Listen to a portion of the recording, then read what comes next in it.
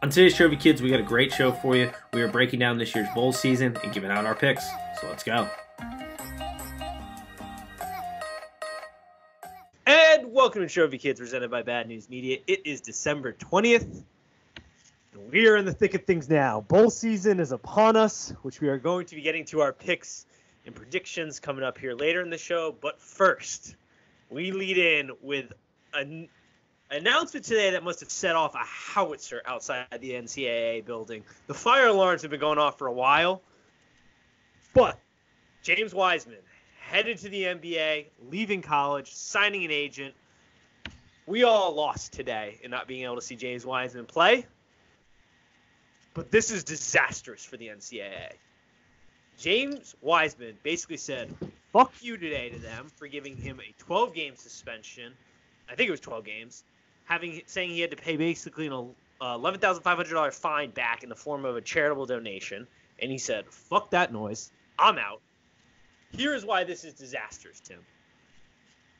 The NBA draft, there are a bunch of predictions out there, and every one of them I've seen. Now, the players are a little bit scattered, but in the top 10, 3 of the top 10 players, 2 in the top 5, are Americans that will not have played in college basketball this year.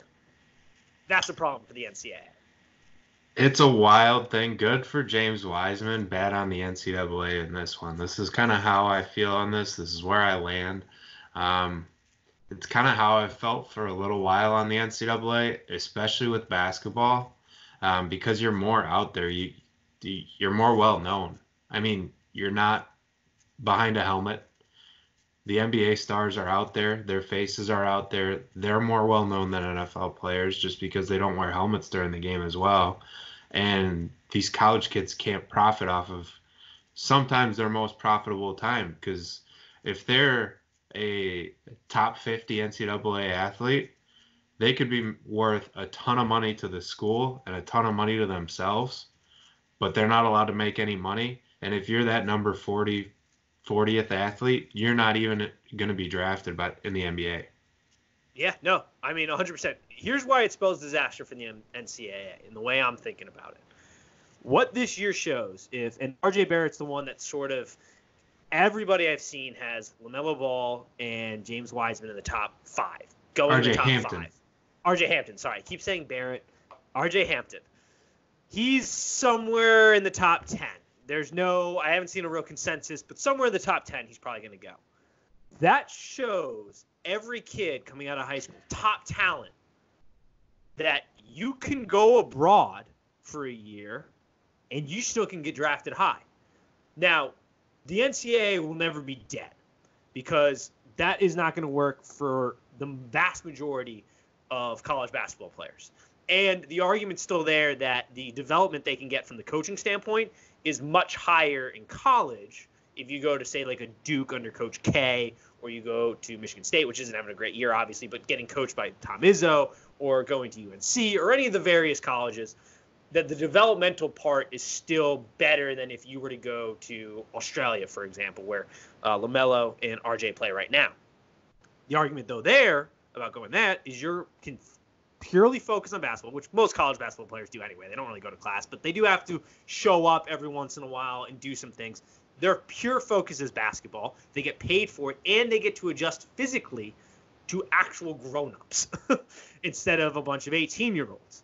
So for those who are going to be one-and-dones anyway, this becomes a much more attractive option, and the NCAA has backed themselves into a corner because it's old man not wanting to adjust to the world and pay these players, which I think everybody at this point is universally for. So instead of doing the smart thing, the NCAA does the dumb thing again. And the fire alarms are going off, NCAA. Like, the tournament still means something, so you're going to get kids who want to play at schools. Alumni association still means something. But for these kids who have struggling families, who are already coming out of high school projected to be NBA prospects, there's a real decision, I think, that they're going to make, and it's going to be a pretty good one, to maybe go outside the U.S. for a year and play and just test those waters, because you can still get drafted. It makes a lot of sense. The opportunity's been around there even since Brandon Jennings did it, and he still got drafted in the top 10. And not that many athletes have done it recently. we thought that Brendan Jennings was opening the floodgates when he first did it, and it really hasn't happened. I don't know that I would say that this really opens the floodgates for more athletes for it to happen, because I do genuinely think that the NCAA, well, I don't have any faith in them, so I don't know. Because the narrative shouldn't be that the NCAA needs to pay the athletes. We just need to allow them to accept payments. Like, that's it. Yeah. They just need to be allowed to accept endorsement deals, which the colleges are very against, because they get these rich shoe contracts, these rich apparel contracts, where they are paying for all these new facilities. You're having football-only facilities. You're having basketball-only facilities at some of these campuses. Absolutely. And the coach gets sneaker deals. He gets camp deals. He gets an actual regular salary. And these players aren't getting anything. And you're right. That's a very good clarification, I should say. I don't necessarily think the NCAA maybe should be paying them a salary. And I do think there needs to be some parameters around it, because the reality of the nature is some of these programs just have way more resources. So if you sort of like, there needs to be a cap, essentially, I think, just like you have in major sports, a cap as far as what you can spend. Because I think automatically, if you don't, there's not a chance a single lower tier school will be able to compete for a top prospect. It doesn't matter, though. It doesn't matter. Look at the schools does. Right now. Look at what's going on right now. In college football, well, football. They're not able to right now. Football's different. Dayton's not able to get anybody right now. Basketball, they have to be a 3-star recruit. They're not getting a 5-star. That is true. You're not getting necessarily a 5-star. They're getting talent, because talent goes unknown in basketball, because you have much more of an impact in basketball if you're unknown, because there's only 5 players on the court. Well, let's do this actually then. Let's use, because you're right, Dayton would not. Let's use our alma mater, Xavier. Our 2019 recruiting class right now. We have 2 players, I think, in the top 100. Mm-hmm. We wouldn't have resources to go out and spend money. Like, every kid in the top 100 would be on rosters, would be at bigger state schools, because Xavier just would not have. I don't think so. I don't think they're doing that right now. There's a lot of schools out there that do not care about basketball, and Xavier's one that does. So that's where you kind of come into. I mean, the kids right now are already doing that, where the biggest names are already going to the biggest schools. If you allow them to accept, if you allow them to accept money, nothing's going to change. It depends on how much. They might go to a state school versus a private school, but private schools have money.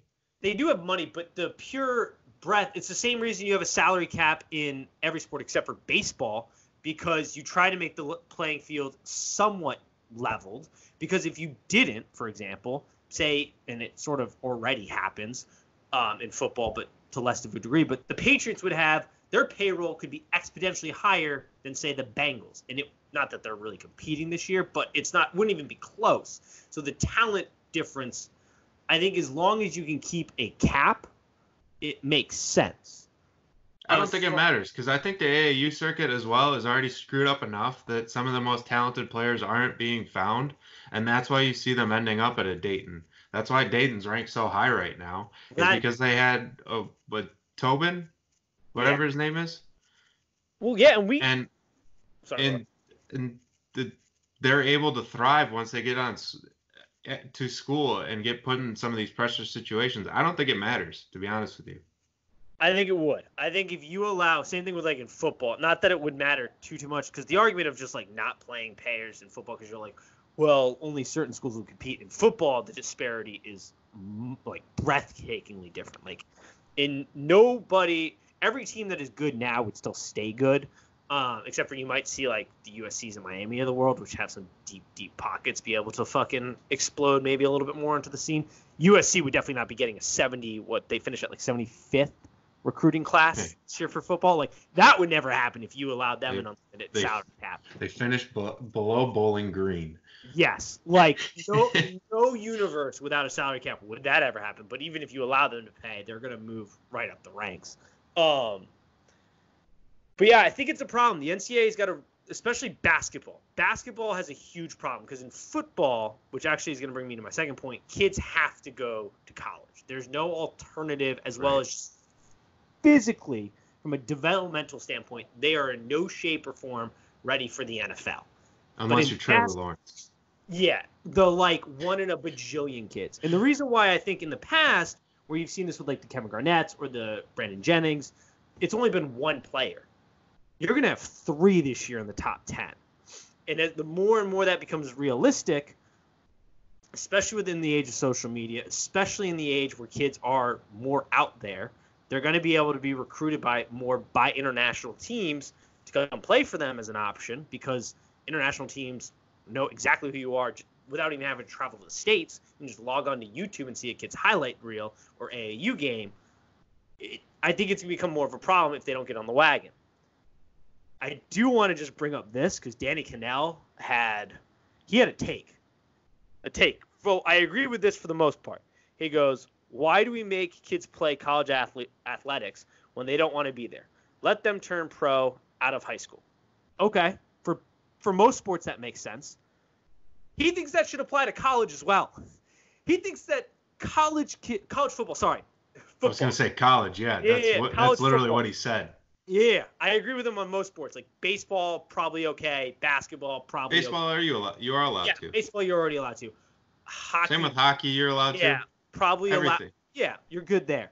Football, though, in no way, shape, or form, outside of, and even Trevor Lawrence, yeah, he's a hell of a prospect, but there is, for that man who played college football and played professional football, to not understand the pure size and mental difference of an 18-year-old kid compared to a player in the NFL, even 2 years, is staggering to me. In no way, shape, or form. Now, if the NFL created a developmental league, 18-year-old, then I don't have as much of a problem.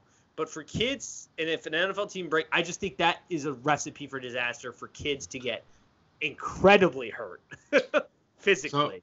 So, call me crazy, but I think the NFL would figure it out if they were allowed to have high school kids or if they were allowed to have straight out of high school into the NFL. I think the NFL would figure something out, whether that be practice squad, whether that be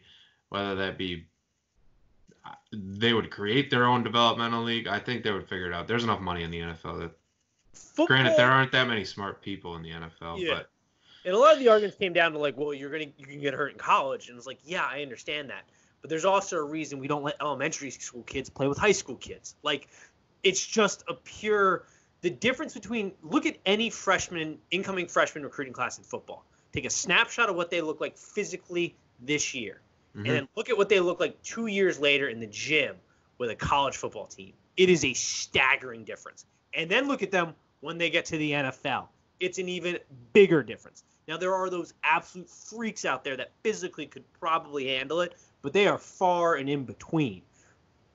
I would be nervous about kids being manipulated into that situation and getting very, very hurt because they're just not physically ready, which is why I still think you pay players, or you allow them to get paid in college so they can get physically up to par and get the coaching, because there's a lot of good coaching in college, and then move on to the NFL. Or create a developmental league. I have no problem with that. But to act like he was acting like there isn't that big of a difference was insane to me, because it came in the subtweets of that take. He started subtweeting. It was that. He's not. I don't. I don't agree with him very often. No. All right. That's about all I had on that. It is a shame, though. We're losing out on not being able to see James Wiseman play this year. That sucks. I wanted to see him. And there's no good NCAA basketball right now. Nobody's running away with it. Nope. It's tough to watch. There's a lot of sloppy basketball going on. I think this is just kind of a culmination of not forcing people to come for 1 year and then leave. And there's no continuity with teams anymore. And it's just kind of that one and done rule has kind of been a mess, and it's just kind of been snowballing now. I think that's part of the reason. I think also part of the reason is the talent pool is just very spread out this year. Like, the talent doesn't seem as consolidated as it has. Like, for example, last year with Duke getting 1, 2, and 3 best recruits, it seems like everybody, at least in the top, has a guy. And then the rest of the play is just kind of mediocre. And it's taking a little bit longer to get into set offenses. The officiating is garbage once again. And yeah, it's a weird year, but I think the playing field is just very evenly distributed this year, which we don't often see. At least that's my takeaway from the early part of the season. I haven't watched as much basketball as I should have because I'm still full-blown football. But the games, the stuff I have seen, it just seems like everybody seems to be a little bit more even talent-wise this year. Yeah, it seems a lot more sloppy to me right now. And That's also another part. It doesn't really even seem like it's evenly distributed. It's just kind of people are sloppier. They're getting sloppier, and the NCAA has become so heavily dependent on freshmen carrying their league, and it seems to me like it's finally caught up to them. Whoops. Hit the downward thing on my chair. For all those in the video. We lost him. We lost Nate. Almost there. Well, it brings me to my next point, which is football, because that's really what I want to talk about. It's bowl season here. We'll get to college basketball here in the coming weeks and months. But bowl season is upon us. It is time. Bowl season is probably the most exhilarating and also infuriating times of years as a bettor and a picker of games, because the motivation factor is always a question. Now, who's sitting, who's not, always takes a factor. It is tough outside of the playoff games to really kind of figure out what's going to happen. I'm also super depressed that football season's coming to an end. We have we're recording on a Thursday. We have no Thursday night football. We are getting our Saturday NFL games, which is always a fun little adjustment. College is coming to an end. Don't get me wrong. I like college basketball. I like basketball, but it isn't the same. I'm a football addict, Tim. I'm a football addict. But we got some games to pick. So what we're going to do here, because there's a bajillion bowl games, is we're just going to go through the New Year's 6, essentially, even though these games aren't being played on New Year's or New Year's Day for the most part. I'm skipping the Orange Bowl because I don't give a shit about Florida UVA. And then we'll go into games that we like outside of that. So let's start right off the top, the Cotton Bowl. Penn State versus Memphis. The line is 7.5. Over-under is 60.5. I like Penn State right off the bat here because I think James Franklin can get his boys going.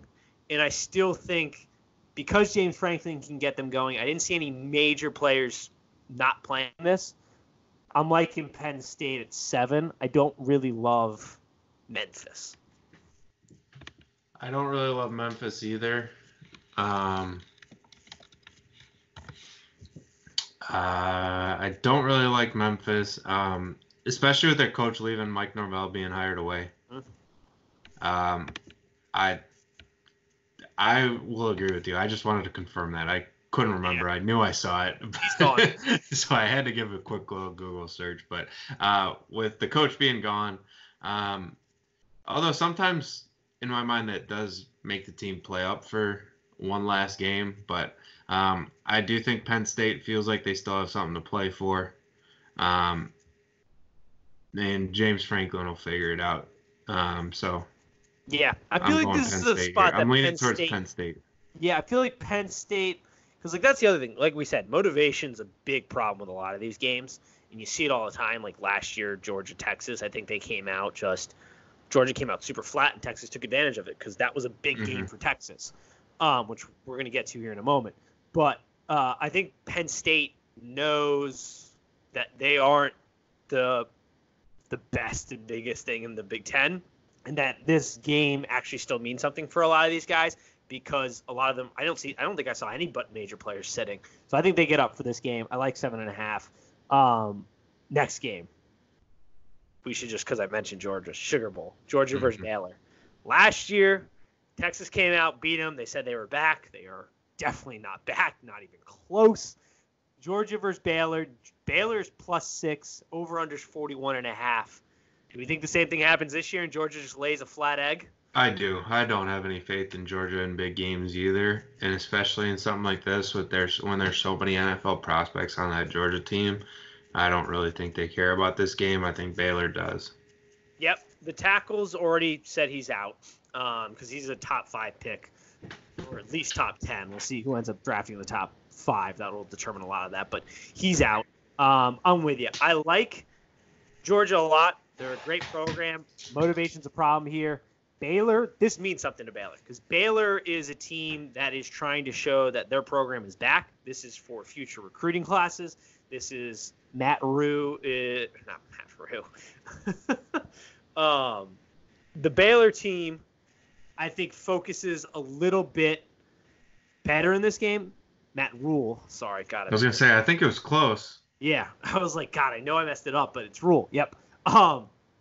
So yeah, I like Baylor here, 6.5 or 6+6 as the underdog. Underdogs, I think, they play with a little bit of a chip on their shoulder in these bowl games, and Georgia just comes out here a little flat. Even though if this was 2 weeks ago, I think they would slaughter Baylor. Yeah, on this game though, I don't even know if I like the points here at all. I think if there's any value, it's in the money line because I don't think Baylor would be a team to keep this game close. I think they'll either win or they'll lose by a lot. Yeah, and if they lose, it's by a lot. Yeah, I'd agree. Because I think if Georgia comes out to play at all and keeps it close, yeah, Baylor's screwed. They don't even have a chance of keeping it within 6 points. So I think in this one you got to look at the money line because I think it's either Baylor wins or they lose big. That's fair. Yeah, I would agree. I mean, this one it all comes down to motivation and what Georgia team we see. Because if you're right, if Georgia comes out and they want to win this game, they're going to win this game. But if they come out a little flat and then they realize halfway through, oh man, we're getting smacked in the mouth, we got to get going. It doesn't work like that for Georgia this year. Like they aren't a team that just has a switch that they can flip on offensively. They have to get going from the jump. Defensively, they can flip the switch, but offensively, there's not much of a switch to flip. They got to come out ready to go right out of the gate. Right, and how do you feel about your boy Jake Fromm? I still like Jake Fromm. So Jake Fromm's getting a lot of crap. I mean, he hasn't turned out as great as I thought he was going to be after his first year. Because that first year, I mean, in the playoff games, both the Oklahoma game and then the national championship game, insane. I think this year people are failing to realize he is dealing with an extremely young wide receiver core that has had a lot of problems just getting any form of separation. And so he has struggled. He still doesn't turn over the ball a ton. He still makes usually the right read. So fundamentally, he's still there. It's just the numbers aren't great. The offense isn't really rolling because the wide receiving core just – it's young, it's inexperienced, it's having trouble getting separation, and therefore he's having some trouble getting the ball out to them. But you still see it. When he wants to throw outside the numbers, those balls are as good as anybody in the league. When they're not throwing outside the numbers on a deep route, deep fade, or an out cut, it gets a little sloppier. Mm-hmm. I'll say that. Fair enough. I was going to say, because he's missing a ton of wide open receivers. He has. Yeah, and I think another part of that is I don't know. It's a little weird this year. I don't know. I still think he's a good prospect-ish, but it hasn't turned out like I thought it was going to be. Oh, yeah, I think he's going to do. Prospect. Yeah, you heard it. You heard me right.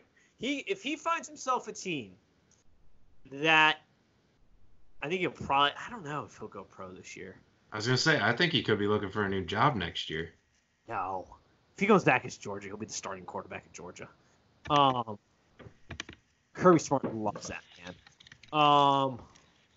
Yeah, I don't know. We'll see. I think it's there. It's just he needs a little extra help from his wide receivers. That's really what it comes down to. All right, fair enough.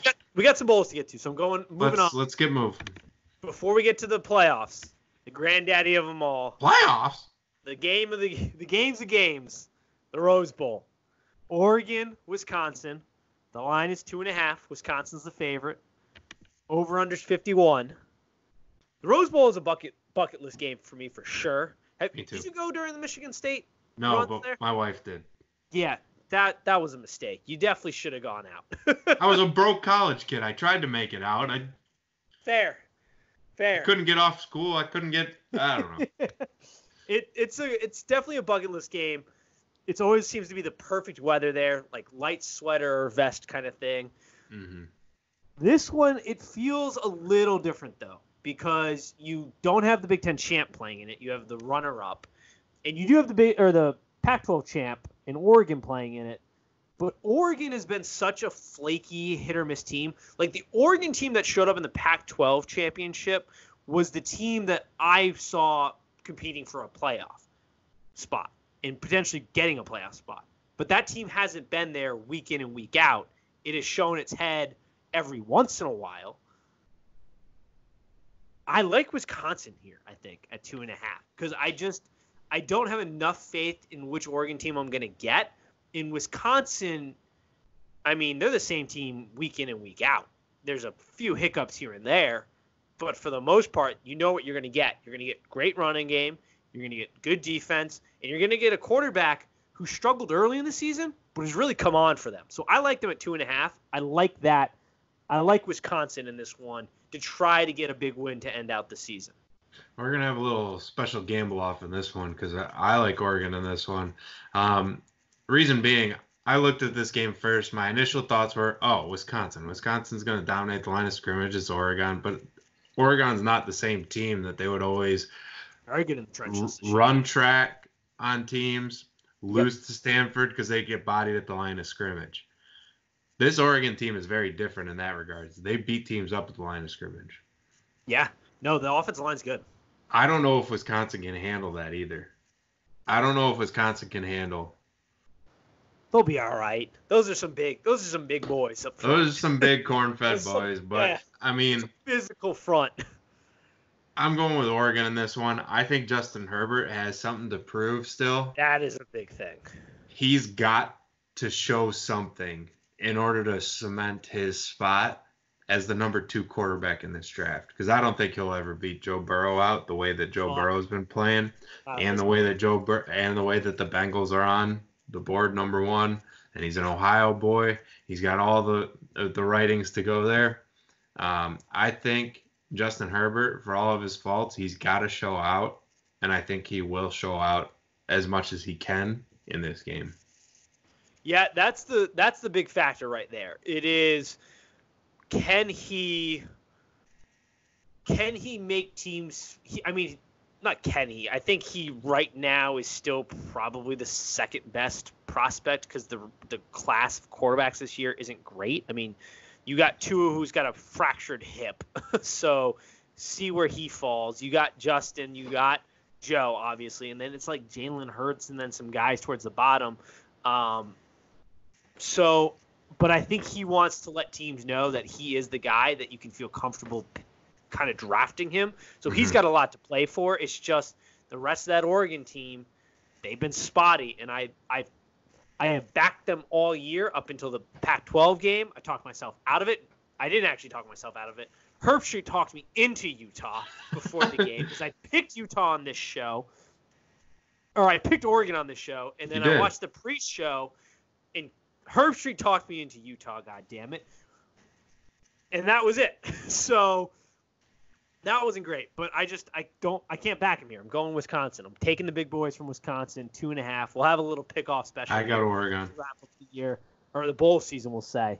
That's good. Also, by the way, my record, I meant to address it before we got into this because the year is over. I don't count bowl season towards my official record because it's just a different beast in itself. It gets its own record. But I did fail. I failed this year. On the degenerate picks, I had a 57% win percentage with one push with Navy last week. I did get the first quarter, though, with Navy. I don't think I gave out that pick, though. Or not the first quarter, the under. Sorry. I didn't give out the under. Fuck. Either way, Navy. I gave Navy a 7 or whatever they were. They had you won the pick. Got it. Yeah, they pushed. Or you pushed. But only push. Went 48 and 34. I went 64% last year. I went 57% this year. Bit of a bummer, but that's still a win. A win's a win. A win is a win. You got to take what you got to take. Let's talk playoffs. Let's do it. Peach Bowl's the first game. LSU, Oklahoma. Line's 14, over under 75.5. That 14 is a big-ass number. That 14 is a big-ass number for one reason and one reason only. No way in hell is Oklahoma's defense stopping LSU. If Georgia, who has arguably one of the best, you can make the argument for best, they're definitely in the top, I would say 2 or 3 defenses in the country this year. If LSU could do that to Georgia, Oklahoma, who is playing better defense than Oklahoma has in the past, we grade them on a curve, though, because they haven't been able to stop a nosebleed in years. They are better. There's no shot unless LSU is looking already ahead to the national championship game in New Orleans and didn't prepare for that, but I don't think that is the question because they seem laser focused.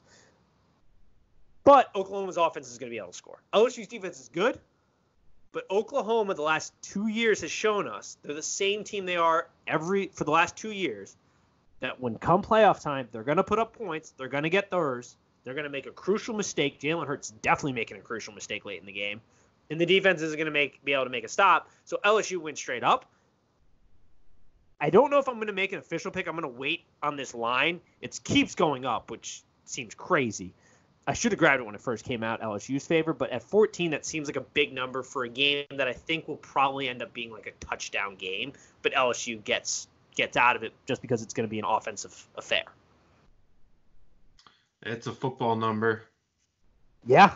But I still like LSU. I don't know anybody that can stop them. The way they looked against Georgia, I don't know if I'm getting too hyped up on that. But if that game was over that quickly, I don't see how Oklahoma can even keep this into a 14-point game. Just because they got Lamb back. The offense, I think if you give Lincoln Riley this much time to prep offensively, they're going to throw some shit out there they're going to get some big plays. I'm going to wait to see where the final number lands and tweet the pick. There's no way Oklahoma wins this game. I don't see a single way they win this game. But I think that number is going to get bigger. So I'm going to wait to see where it lands. Because I think by the time we get there, that number is going to be 18, 20 somewhere. I think we still got it. I still think we got some movement on that line. So I'm going to wait to take it. I think everybody should probably, unless you are for sure LSU is going to cover 14, take it now because that number is only going to get bigger. But yeah, I think Oklahoma loses this game. I think LSU is heading to New Orleans for the national championship. It's just that number seems big for an Oklahoma team that generally plays games very close the last couple years come playoff time. So the defense still though isn't very good. I think that Murray is what? I was saying, great radio here. Murray is very good. He's a phenomenal player. But we've got Murray, the linebacker for Oklahoma. Okay. We've got sucked into this stupid take this year, and I have unfortunately had this take this year because at times they've looked pretty decent. But we are grading them on such a curve because they've been so bad for so long. Their defense is not going to be able to do anything against LSU. It's just not. So I don't know, this take that their defense is somehow better is going to help them. It just isn't. So the question really is, can Oklahoma's offense keep this within a 14-point game? Their defense is better, but they're not even on the same playing field as Georgia. Not even in the same. They're nowhere close to the same defense as Georgia. So the fact that they're better it honestly means nothing to me. Yeah, it's dumb. And that being said, I like LSU. And the spread would have to get to close to 21, probably 20-21 for me to think about entertaining Oklahoma. And that's why I think said if he gets to that number 21, I am hammering Oklahoma. Because that's what I see LSU beating Oklahoma by is about 20 points. So that's why I like the 14. We'll see. This is why we play the games. This is why we play the games. Next one. This is my lock of the week, I think. OSU versus Clemson. 2 is the number I have right now. Some places are showing 2.5. We'll see where it goes. Clemson is the favorite. Over under 63.5. I'm taking Clemson all goddamn day on this one. I hate Dabo. Don't get me wrong. I think he's done a great job of feeding into what was very fair criticism of Clemson early in the season. Because let's face it, they've played nobody. They barely beat UNC. So the criticism coming out after that UNC game was completely warranted. He has somehow turned that into, even though everybody flipped as soon as they started beating the crap out of teams, oh, everybody hates us. Nobody wants us here. Blah, blah, blah, blah, blah. This Clemson team is phenomenal. It's the best defense OSU has seen this year. No questions there. Power ranking-wise, Clemson is the best defense in the country. They haven't played a ton of great offenses, though, so take it as you will, but they've got some studs defensively. The offense has figured it out and is electric. Here is why I really like Clemson, though. Ohio State has shown vulnerabilities defensively coming down the stretch. If you can eliminate Chase Young, doubling him, running the ball, and having an effective running game, which Clemson definitely does, in a good enough offense or passing game, you can take advantage of OSU. Clemson has all that. I don't think OSU, the biggest concern, though, and the reason why I love this pick, Clemson has a phenomenal run defense. J.K. Dobbins is the straw that stirs the drink. Justin Fields is a hell of a player. Don't get me wrong. But in no shape or form do I think he should have been in New York over J.K. Dobbins. Because without J.K. Dobbins, this kid does not have as close to the season. Phenomenal quarterback, though. Don't get me wrong. I don't want that to be taken out of context like I'm ripping the kid. He is great. But J.K. Dobbins is like I said, the straw that stirs the drink. He is the lead sled dog. He is the lead Clydesdale. He is the workhorse. If he can't get going, they are in trouble offensively, and I don't think he's going to be able to get going against this Clemson defense. They are just too stout and too good. So I think OSU is going to have some trouble here scoring, and that's why I like 2. 2 is a great number for Clemson here. I love them at 2. It's my lock of the week. Fair enough. When I saw this line open up, I was very shocked. I did not expect Clemson to be favored right off the bat. I like the way OSU is, but not the way OSU has been playing recently, but I still like the way OSU has played against much better competition. Yeah. I think with J.K. Dobbins, he's not just a running back either, though. He is the offense. I have faith in OSU to be able to find a way to get J.K. Dobbins the ball, whether that be handing the ball off, which might not work against Clemson's run defense. But they'll spread him out. They'll get the ball in his hands somehow, whether that's screen passes, lining him up as a wide receiver, and they'll be able. I don't want to say they'll be able to win this game, but 2 points is basically saying they'll be able to win this game. Mm-hmm. So I'm taking OSU with this one. It's not my lock of the week. I don't feel comfortable about it, but sometimes you got to pick the uncomfortable. Well, here's the thing. We are going to see how good Day is as a coach and schemer, because Brent Venables, the defensive coordinator for Clemson, is as good as it gets. Right. I mean, Venables? he is Venables. Sorry, he Venables. is as whatever his. Yeah, no, Venables. That's his name. God. I heard you say Venables. Oh no, Venables. If it came out Venables, I apologize. Venables. I know him. You can't miss him. He's got a neon hat on half the time. He's really. To me, he's the reason Clemson is so Dabo's a great recruiter, don't get me wrong. But from a developmental coaching standpoint, that Clemson team is because of Brent. There is no questions. That dynasty has been built with defense for the most part. He is a big reason. He is the preeminent defensive coordinator out there. There are a couple others that you could argue are better, but he is consistently great. So we'll see how Ohio State does matching up, what that war looks like between the two of them, Day and him. But I like Clemson here. I like the experience that they have. They're a little bit younger offensively, but Trevor Lawrence has been here. He's been in big games. Last time these two teams got together, it didn't go really great for Ohio State. I just think when push comes to shove, this is the best defense they will face this year. And I think that Ohio State they've shown blood the last couple of weeks. They have shown a vulnerability that I think Clemson will be able to take advantage of and then get smacked by LSU. But that's getting too far ahead of ourselves. All right. We're going at this. We got some bowl picks. I'm just going to start listing off some ones. I don't know how many you have. I've got a couple. We're not going to go too in deep. First off the bat, Washington University versus Boise State. Boise's plus 3.5 here. Over under's 50. I like the under here because I don't like. First of all, it's Peterson's last game at Washington, so I think they're going to try to show out. It's against the program he created in Boise State. Both these teams play good defense. Washington plays some horrific offense. I like this to be a slugfest. I like it under 50. That's my first pick. Would you like me to read another one for you? I got one. All mine? Okay. I got one. I'm going with the home team here.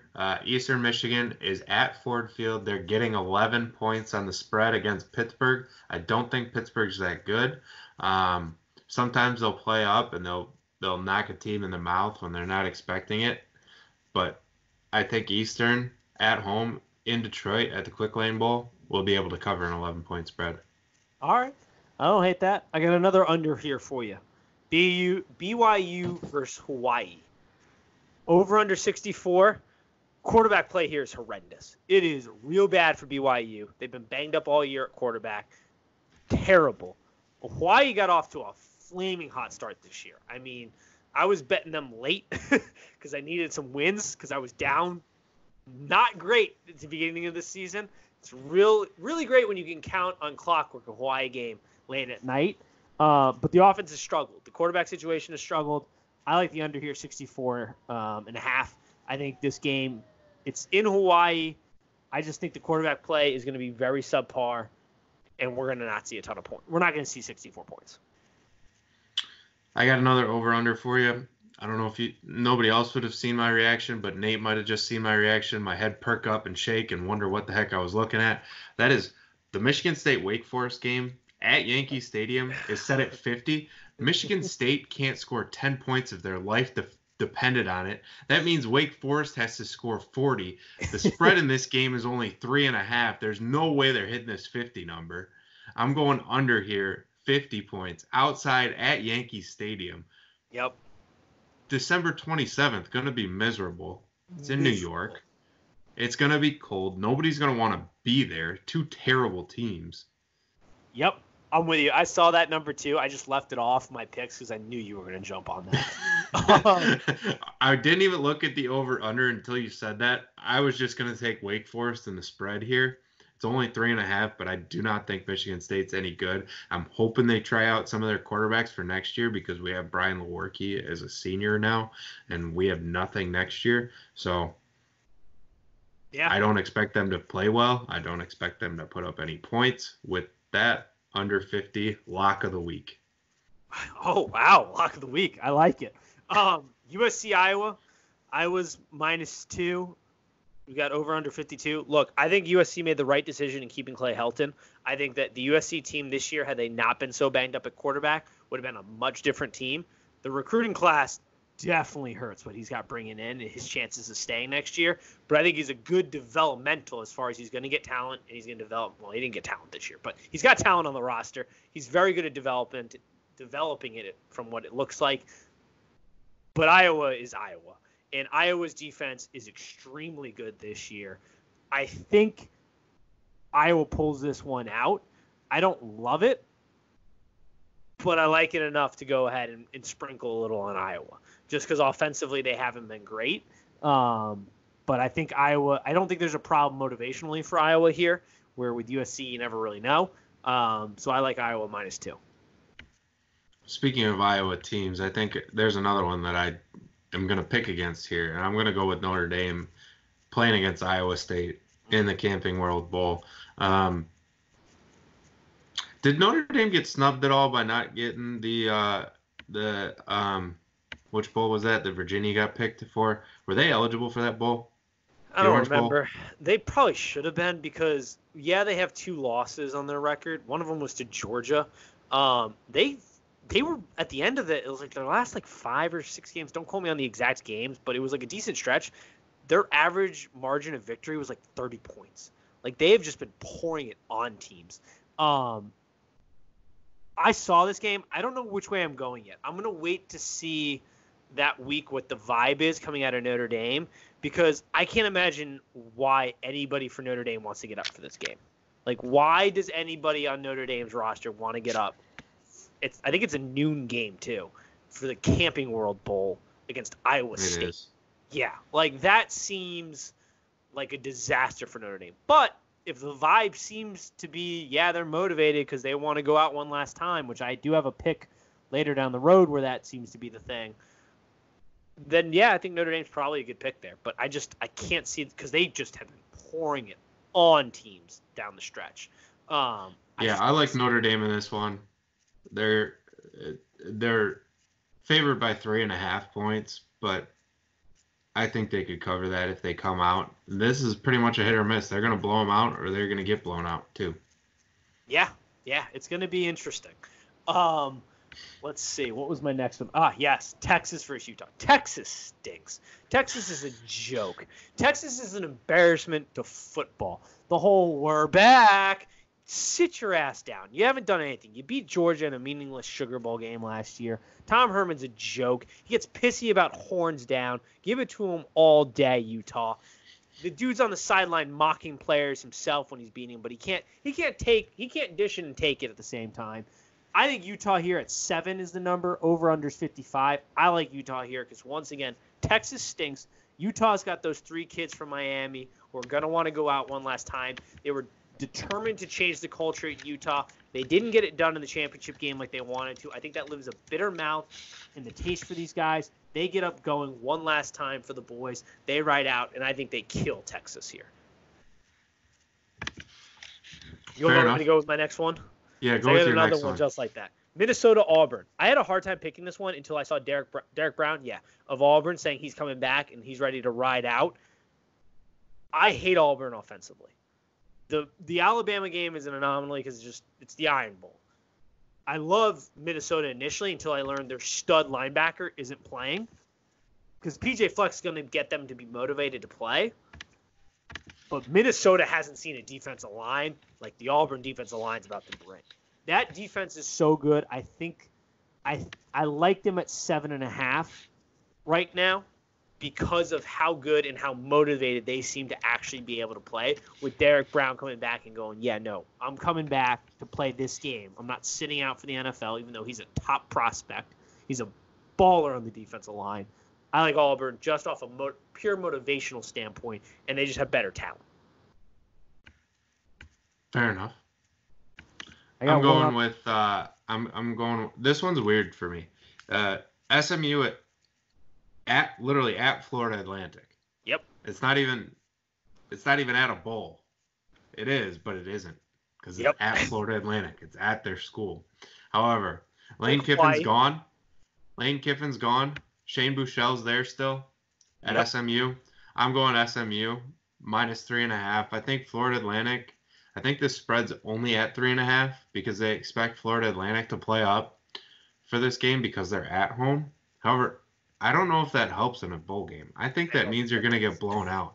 I think you're going to be lazy because you don't have to go anywhere. What's the point of the bowl game now? It's really just extra practices for next year. So I don't think anybody would even want to go to this game either as a home game because, I mean, it's a home game. There's no point. It's a meaningless bowl game. So I'm going SMU in this game. I like that as well. My next one, BC versus UC. Line 7, UC's favorite. Over-under's 55. UC's got this. I hate picking this game. UC's going to screw you over again. No, they're not, because Dillon's sitting for BC. If A.J. Dillon wasn't sitting for BC, fair enough. Fair. But BC's without their head coach. He just got fired. Their best player, and the only reason they can be relevant offensively, really, is not playing and is sitting for the draft. UC is motivated. Luke Fickell's a good football coach. I like UC at 7. I think that's an easy pick, only because Dillon isn't playing. If Dillon was playing, this is a different game. But Dillon's not playing.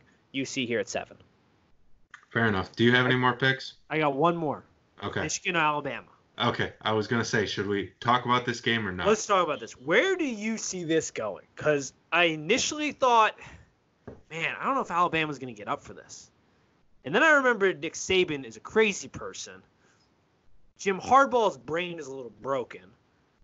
Michigan is what Michigan is. They're not, I don't think, getting better. Maybe they have a strike of lightning year and they can make their way into a playoff game, but I don't really foresee that necessarily. Alabama's just deeper, period. Like, the talent is night and day, I think. And Nick Saban's a crazy person. So he's going to want to kill this team, and every player, I'm sure, is going to want to kill this team. So I like 7.5 for Alabama in this game. I did too. It's kind of weird because it's a lose-lose situation for Michigan. Either you get blown out by Alabama or you win, and everybody says it doesn't matter. They didn't want to be there. They were like Georgia last year. Yep. So Michigan is really in a lose-lose situation. So I'm hoping they hear that enough times and they just get blown out by Alabama.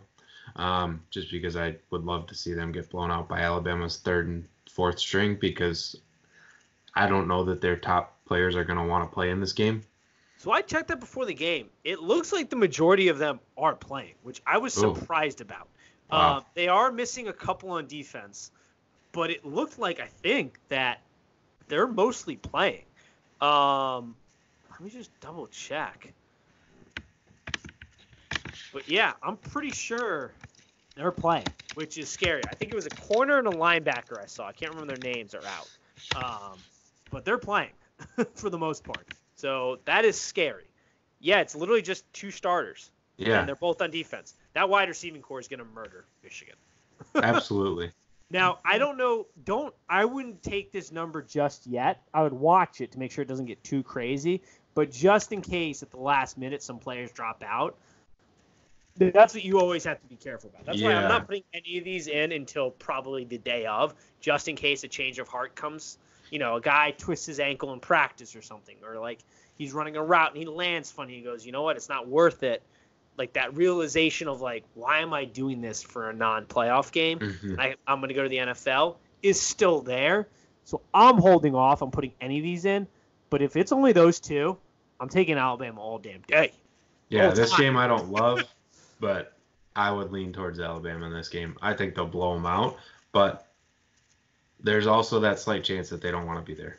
Yeah, it's a real possibility. We'll see. Nick Saban, though, is a crazy person. I mean, he's a phenomenal coach, but I don't think in any way, shape, or form you want to piss Nick Saban off in a bowl game, regardless of whether you think it's meaningless or not. I just think that's a recipe for disaster for every player that's returning next year. That is like a hell of an offseason. If they don't come out and beat Michigan, can you imagine the offseason Nick Saban's about to put his players through? The strength and conditioning coach is going to kill them. Right. What am I missing here? What is Camping World Stadium? Oh, it's down in Florida. Yeah, I know it's in Orlando. They have the Notre Dame game too. I was like, I know I just looked at the Camping World Stadium. I don't know, dude. There's only so many stadiums you can play bowl games in. True. All right, And that's it's in Orlando though. Yeah, correct. So. Which is a huge advantage for Alabama too, because like that's essentially going to be a home game. There's a lot of Michigan retirees down in Florida. A lot of Michigan retirees in Florida. But it's also the South. There's a lot of Alabama fans just everywhere. Yeah, but Alabama fans only go to the national title game. Even at the college football playoffs, there was a lot of people that were waiting. You don't think they want to go and watch Jim Harbaugh lose? I think they get some satisfaction out of that. He's a big name guy. Fair. Stick it to him. The guy who everybody disagree. thought was going to compete with Nick Saban for championships when he got hired at Michigan. Oh, and now they're just making a ton of excuses for him? Yeah. I mean, don't get me wrong. Like, Michigan is what Michigan should be. Like, Michigan has a fantasy about what their program is. They've won, like, one national championship since, like, I don't know, 1940 or something. Like, they're not – you guys aren't some phenomenal program. This is who you are. Like, yeah, it sucks that you aren't beating Ohio State on a consistent basis, but you really haven't been doing that for decades now. So, like, I get you need to win one of those here and there, but, like, this is who you are. Like, being competitive for the majority of the year is just who you're going to be. Like, I don't care what coach you go get. I don't think that's going to change. I agree. And the one thing that's going to happen, and it will probably happen, if you have patience with Jim Harbaugh, it's going to happen. He's going to catch lightning in a bottle one season, and they're going to play way better than any other season because it just seems to happen with Jim Harbaugh. It might take a little bit longer than expected, but at some point they're going to hit lightning in a bottle. They'll beat Ohio State. They'll probably win the Big Ten and make a playoff game if you stick with him long enough. But that's going to be rare and not the standard. Yeah, it could maybe once, but I think his brain's broken. Dude, I think he'll get a freak athlete at some point. Like he's got tons of freak athletes there. He does have tons of freak athletes, but I'm talking like maybe not freak athlete, but freak quarterback, like an Andrew Luck type of dude who just clicks. Because that's who he had. He got that. Like, he built Stanford. Stanford was a hell of a program where it just kind of fits one day. Like, he's going to get that at some point if you stick it out. It's not going to be as consistent because he's not able to recruit the region of Ohio, which is a must if you're going to be the coach of Michigan, essentially, because like it's just tough to get players, I think, from the South to come up there when they have offers from Clemson, Alabama, all these other great schools. But at some point, I think he's going to catch lightning in a bottle for a season and figure it out. But it's not going to be the standard. Like, this is the standard at Michigan. Just get used to it. That's what You hear that, Michigan fans? That was my final thought on the day. Just get used to it. It's going to become a lot easier. Drink a couple Bud Lights, have yourself a day. It'll be easy. Take the edge off, because this is what you are destined for the rest of time. All right, that's all I got. You got anything else to wrap it up? All right, perfect. Happy bowl season, everybody. Peace.